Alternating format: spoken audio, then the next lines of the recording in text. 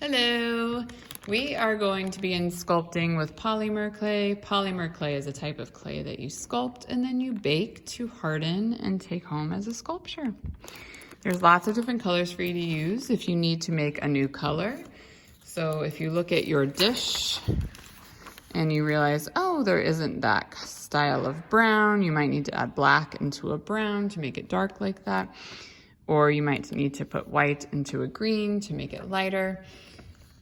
You can mix your colors to make the correct color. If you're having trouble thinking of the color, just ask me and I'll tell you which colors to mix.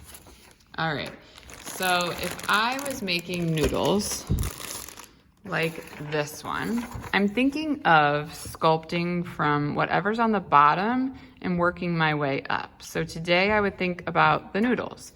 I need lots and lots of noodles. Yes, it's covered in beef, but you need to make sure that anything you're making would fill this. So, I mean, that's just a little bit.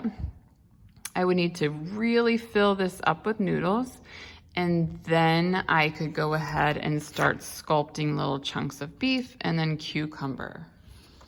Now, if I was doing something like sushi, a lot of you are doing sushi of different kinds of sushi. So this one just has maybe salmon in the middle. Maybe there is cucumber or avocado in it. So even though seaweed is like a very deep green, you would want to probably use black and maybe a touch of green mixed with it, because it translates, our visual translation is it looks black. It looks very, very dark. So the first thing you would want to do is roll out, take a roller, roll out your seaweed, and then your next layer would be rice. So then you'd roll out the rice, put it on the seaweed. Then you would want to do a chunk of salmon or whatever you're putting in the middle, and layer that in, and then roll it together. So you're thinking of your layers differently. You're thinking outside going inside. This dish, you would want to think about the layers inside the bowl. So first you have the brown rice, then you have the salmon, then you have the asparagus. So you would start with making lots of rice, then you would make your salmon, you would add all the details of specks on it so that it looks more realistic. If it's just a chunk of salmon color, then we won't really understand what it is.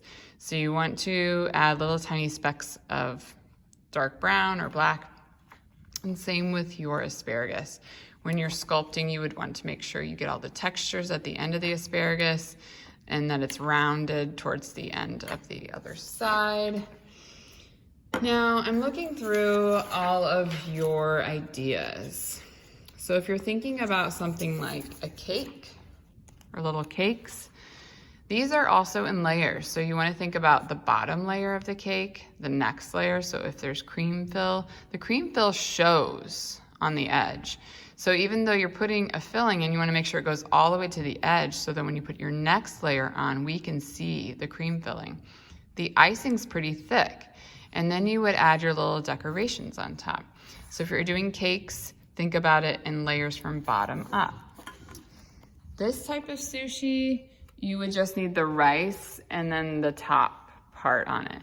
Now, thinking about rice, you really want to get the texture correct. So you're going to play around with the tools to poke into the white to make sure that you're getting the right texture.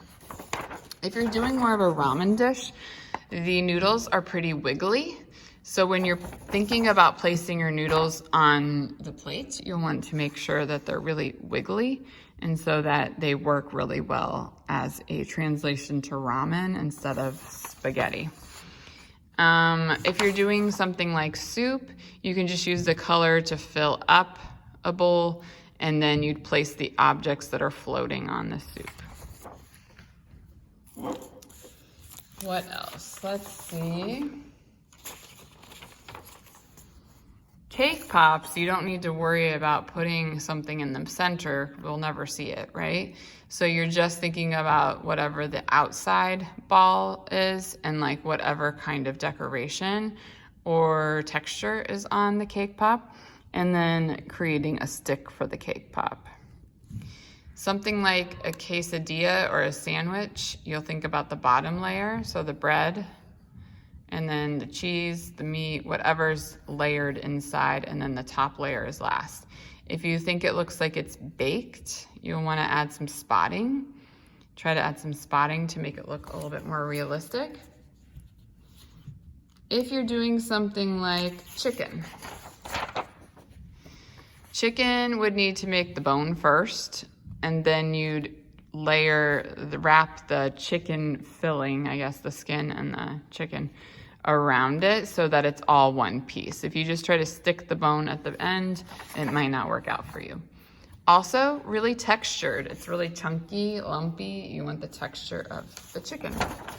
If you're doing something like pizza, think about the first layer of dough and then you're building up. So then like the sauce and the cheese and then all the toppings. So you don't just do it all at once, you do layer by layer. Same with the hot dog, first the bun, then the dog, then, you know, whatever you'd like on it, mustard or ketchup or whatever you'd like. Donuts, chocolate chip cookies, things like that are a little bit easier. So you really want to try to get the texture and color down because that'll really make sure we know that it's a chocolate chip cookie. All right, dumplings. Dumplings are pretty much one solid color. They have a little bit of discoloration where it's been fried. So you could try to get that on there, just like little tiny pieces of brown, and try to wiggle it on, test how that works for you. But it's more about how it's pinched and how they're resting. They're all gonna look different from each other. All right, I'm gonna end there. I know you're gonna have person to person, you know, individual questions. But as you're thinking about your food, I really want you to think about how it's layered. Okay, so again, if it's sushi, it's layered outside going inside. Sandwiches, you layer from the bottom bread or bun to the top layer. So you're adding each thing in and you're putting in the texture with all of your clay tools that you have available to you. All right, good luck. Can't wait to see it.